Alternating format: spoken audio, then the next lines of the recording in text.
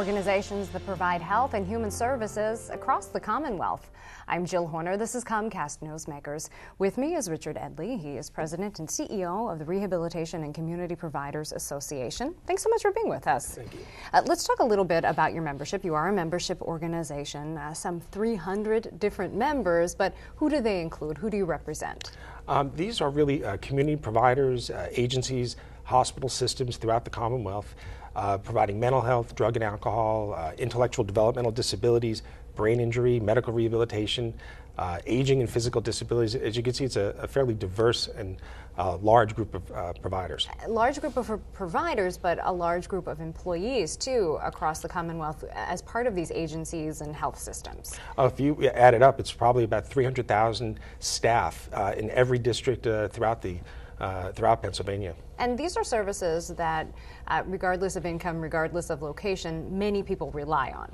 Often they're referred to as the safety net providers. A lot of public funding, Medicaid funding. It's really people who have serious disabilities and serious needs who are in care. And it's adults, children, virtually every level of care, residential facilities, vocational programs, and so forth. And what's the role then of your organization in working to represent these entities?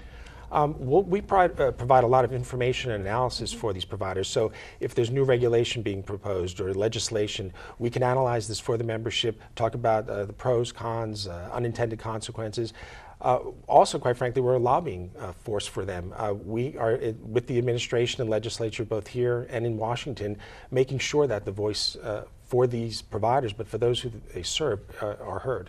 And with that, these are all public providers working to provide services here in the Commonwealth. Yes.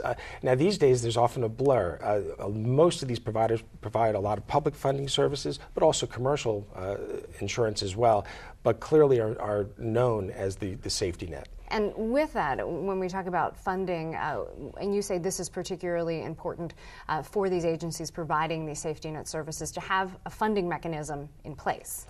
Yeah, and unfortunately, in tough times, and when there's budget constraints, often the first place that people look to is, well, maybe some of these services could be cut. We're spending a lot of money.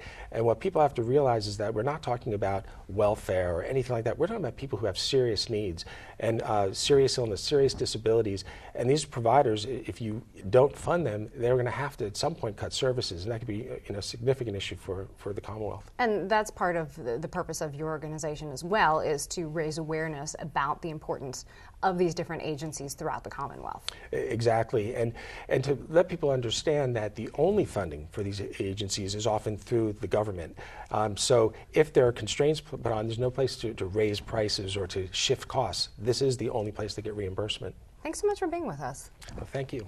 We've been talking with Richard Edley. He's President and CEO of Rehabilitation and Community Providers Association. I'm Jill Horner.